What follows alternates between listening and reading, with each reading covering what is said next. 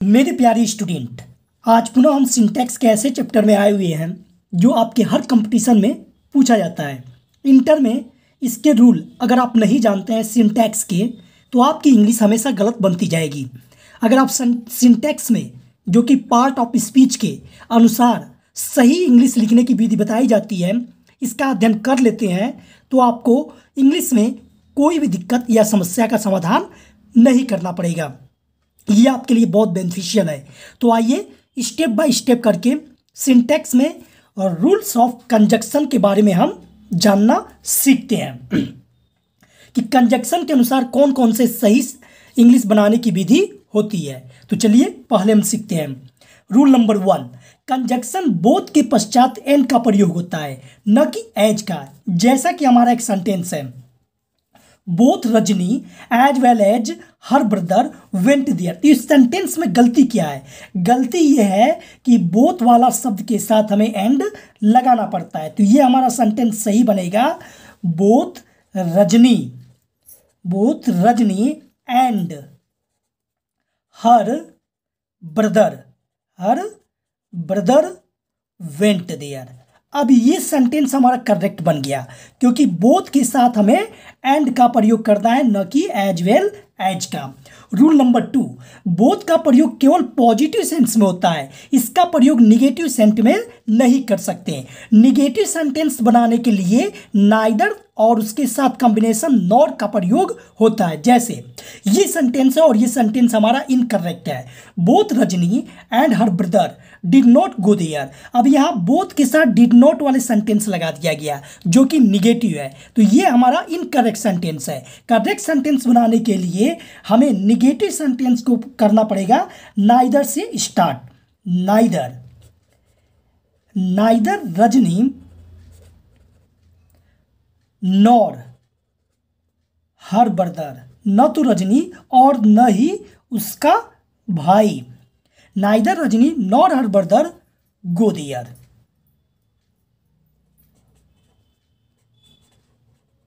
न तो रजनी और न ही उसके भाई गए। तो हमने देखा neither Rajni nor her brother. अब नाइदर के साथ डिड नॉट का प्रयोग हम नहीं करते। यहां देखिए हमने गलत कर दिया, डिड नॉट है तो इसका अफर्मेटिव सेंटेंस हो जाएगा वेंट। गो का क्या हो जाएगा? Past tense, went there. यानी कि नाइदर के साथ निगेटिव सेंटेंस नहीं लगाते, हाँ, और बोथ के साथ निगेटिव सेंटेंस नहीं लगता।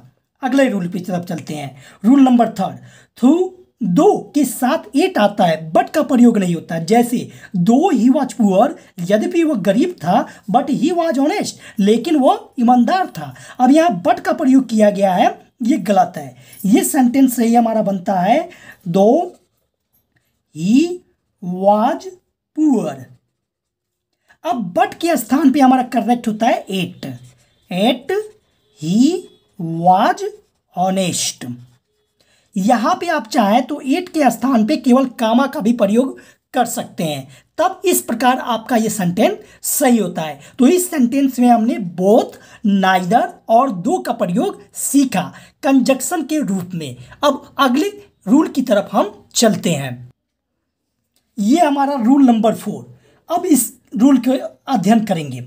स्कार्सली या हार्डली कंजक्शन के मुश्किल से, इसका हिंदी होता है मुश्किल से, के पश्चात वेन आता है, न कि देन। ये वर्ड याद रखिएगा, स्कार्सली और हार्डली, और ये पास्ट टेंस में ही उपयोग किए जाते हैं।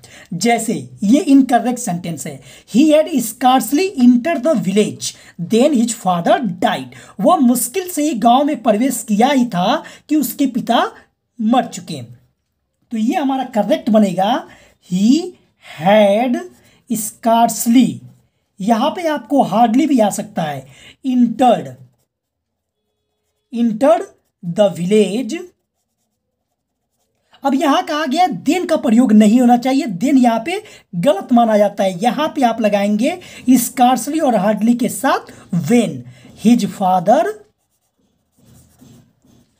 डाइड। तो ये आप याद रखिए, स्कार्सली और हार्डली के साथ देन गलत होता है, वेन आता है, वेन करेक्ट सेंटेंस होता है। रूल नंबर 5, सच और सेम के बाद यह एज का प्रयोग होता है, न कि हु, विच, वेन का। जैसे I have such a book, मेरे पास ऐसा एक किताब है, which you can not find elsewhere, जिसे आप कहीं नहीं पा सकते। तो इसे हम बनाएंगे I have such a book. अब यहाँ विच का प्रयोग किया गया है जो कि सच के साथ नहीं लगना चाहिए, गलत है।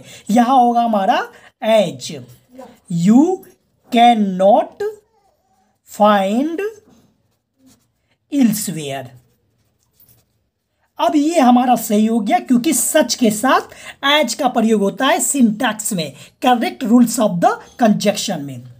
नो सूनर के पश्चात, रूल नंबर 6, नो सूनर के पश्चात वर्ब का प्रयोग इंट्रोगेटिव सेंटेंस की भांति होता है। ये याद रखिएगा, निगेटिव सेंटेंस यानी कि नो सूनर, और एज सुन एज के साथ अफर्मेटिव की तरह, और उसके बाद देन का प्रयोग होता है। जैसे ये हमारा सेंटेंस दिया गया है, no sooner he saw the lion he ran away, तो ये हमारा बनेगा नो सूनर।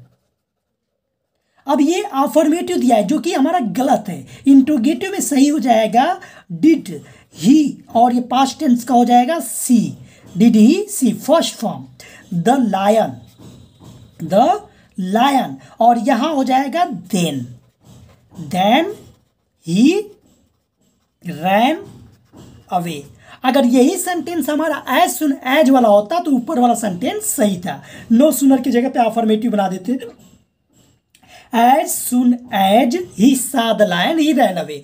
तो नो सूनर को अगर हम एज सुन एज लिख देते हैं तो ये हमारा करेक्ट हो जाता है, लेकिन नो सूनर के साथ इस प्रकार नहीं लिख सकते। नो सूनर के साथ हमारा डिड का लगाना अनिवार्य होता है और उसके साथ फर्स्ट फॉर्म फिर देन का प्रयोग। अब अगले रूल की तरफ आते हैं। अनलेस और अनटिल ये दो निगेटिव शब्द होते हैं, इनके साथ हम नॉट आगे वाले आने वाले सेंटेंस में नहीं लगा सकते क्योंकि ये दोनों निगेटिव हैं। जैसे ही कैन नॉट सक्सीड, वो सफल नहीं हो सकता unless he does not work hard, तो यहाँ जो डज नॉट लगा है यही इनकरेक्ट है क्योंकि अनलेस के साथ निगेटिव वर्ड नहीं जोड़ सकते हैं। तो ये हो जाएगा हमारा he can not succeed, he can not succeed unless, ये हमारा मेन शब्द है अनलेस। ही वर्क्स हार्ड, ये अफर्मेटिव में लिखा जाएगा वर्क्स हार्ड, जब तक वो कठिन परिश्रम नहीं करता।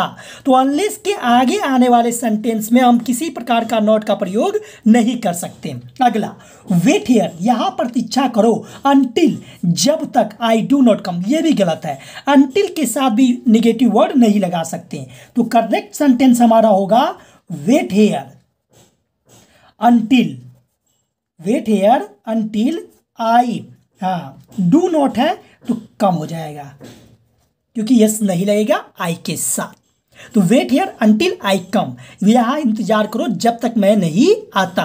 तो अनटिल और अनलेस ये दो रूल याद रखिएगा, इसके बाद निगेटिव वर्ड नहीं आना चाहिए, गलत होता है, निगेटिव वर्ड ये हमारा गलत होता है।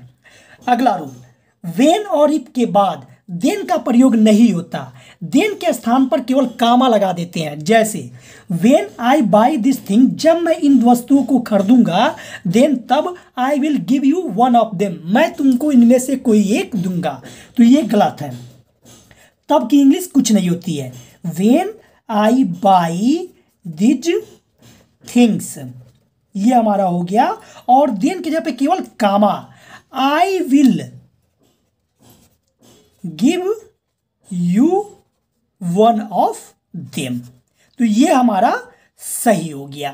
क्यों? क्योंकि तब की इंग्लिश केवल कामा होती है, देन गलत होता है। इसी प्रकार इफ वाले वाक्य में भी, इफ आई गो देयर, यदि मैं वहां जाऊंगा, then I will call you, तब मैं तुमको पुकारूंगा। ये दोनों फ्यूचर सेंटेंस होते हैं, लेकिन दोनों में इफ वाले सेंटेंस में हम विल का प्रयोग नहीं करते हैं। तो ये हम बनाएंगे इफ आई गो देयर, यदि मैं वहां जाऊंगा, कामा देन हटा देंगे, आई विल कॉल यू, मैं तुम्हें अवश्य बुलाऊंगा। तो ये इस प्रकार हमने देखा इफ और वेन वाले वाक्यों में देन का प्रयोग नहीं होता, देन गलत होता है, उसके जगह पे केवल हम कामा का प्रयोग करते हैं।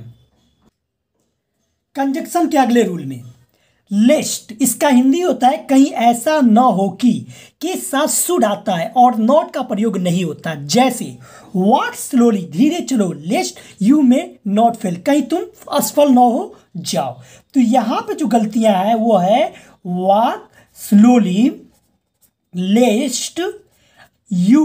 अब लेस्ट के साथ हमेशा आपका शुड आएगा, शुड फेल, और इसके बाद निगेटिव भी नहीं आएगा। लिस्ट में ही निगेटिव वर्ड जुड़ा हुआ है, ये मे नॉट आपका गलत बनाया गया है।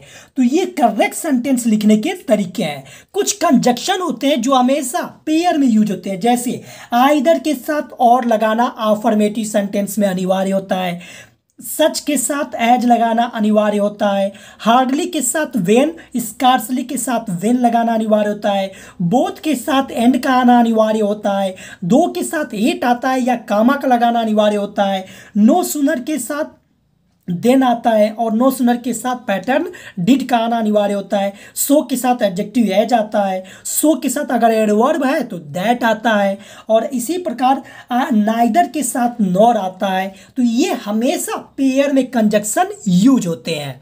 तो मुझे उम्मीद है कंजक्शन के इस रूल में आपने कंजक्शन वाले पार्ट को समझा और सिंटैक्स के माध्यम से सही कंजक्शन लगाने की विधि को सीखे।